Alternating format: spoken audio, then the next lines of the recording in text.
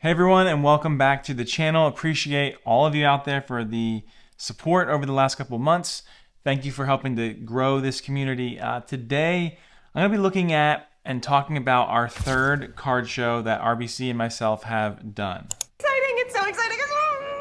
We'll be taking a look at some highlights, how much we made, what we noticed, and how we prepared for the show, and much more, so please make sure you stay tuned.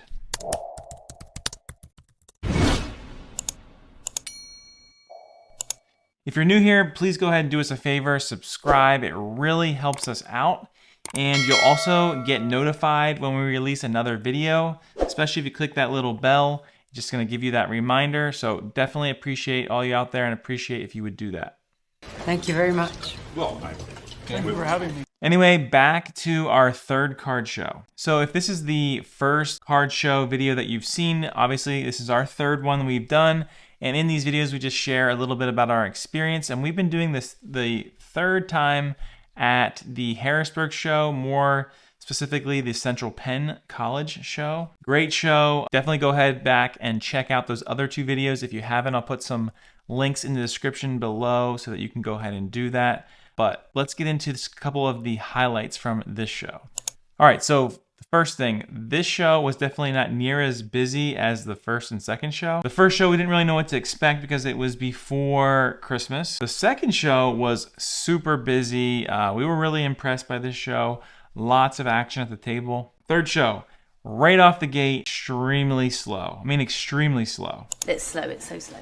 I would say probably maybe an hour in, we then started to actually get some action, start to see people come to our table, see people in the floor, just starting to rotate between the tables, but still pretty slow as far as interactions. It was boring.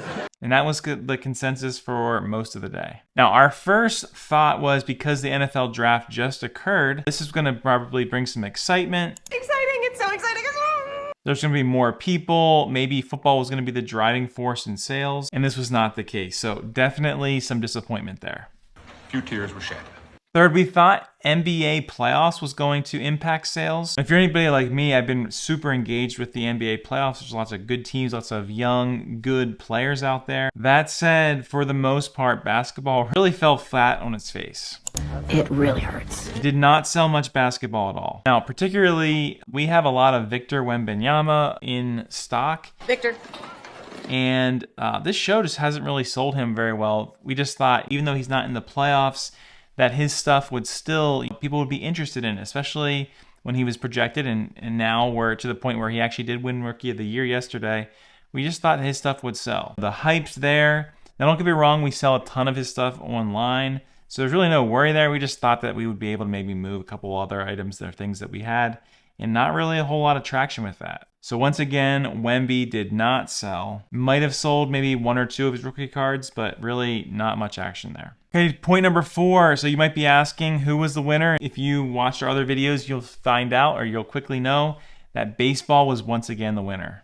Kooks versus Pose. They always win. For whatever reason it is, and I don't know if this is a trend around all card shows, but at the Harrisburg show, Central Penn College, baseball was clearly the winner. He also loves baseball. I don't have any explanation for it, but it definitely was top dog as far as the major sports are concerned. Now, unfortunately for us, baseball is probably the third most inventory that we have, so that's not a good thing for us when we don't have a ton of inventory of it. It's third in line, then the eyes that are interested are maybe not going to be interested in our stuff. I would definitely say being closer to Baltimore Orioles players, that their young roster was definitely high on the list, what people were seeking after. I will say that the Ohtani craze was definitely down. I did sell one Ohtani item, but the Ohtani craze seemed to be down. I know I did really well with Ohtani last show, and I had some Ohtani in inventory, but just really, I think I sold one Ohtani time the day was over. I was able to sell that World Baseball Classic where Trout's hitting against Ohtani, PSA 10. I was able to sell one of those. I think I have one more left in that.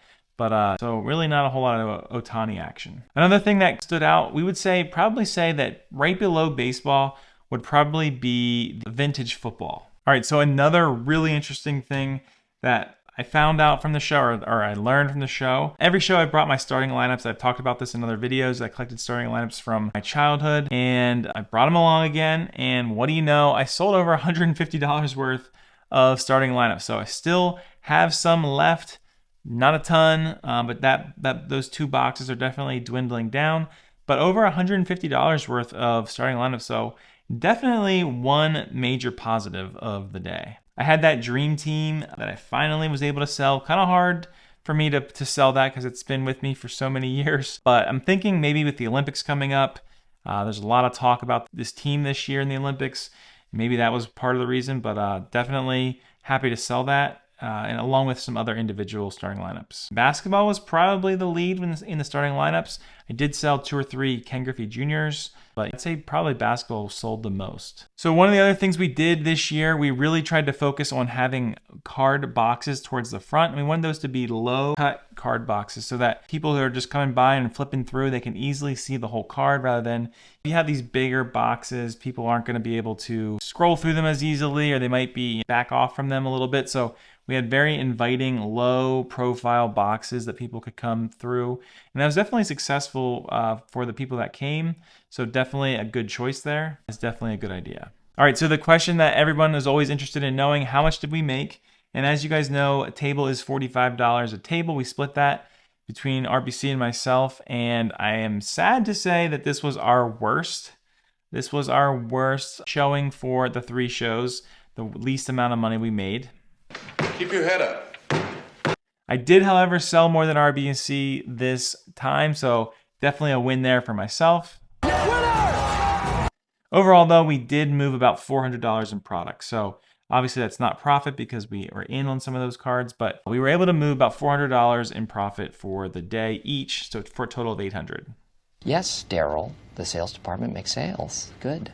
And it's always great because a lot of the things that we might sell at the card show are probably going to be cards that we have a little more difficulty selling online. So that's definitely huge for us to be able to move some of those items, and it's why we're going to continue to do these shows. Bill, it's time. Show our cards. My cards. All right, I think that's pretty much it about our 3rd card show. Thank you so much for checking out our channel. We really do appreciate each and every one of you. Go ahead and subscribe. You guys are the best. If you did find some value in this video, we would love it if you would smash that like button. It is huge. It really helps out our channel. It's free. So go ahead and do that right now. I'm serious. Do it. Do it now. Don't forget to leave us a comment. Let us know if you were at the show. Let us know some of your favorite things to do at card shows that you think helps to increase sales. Thank you so much for watching, and I'll see you in the next video.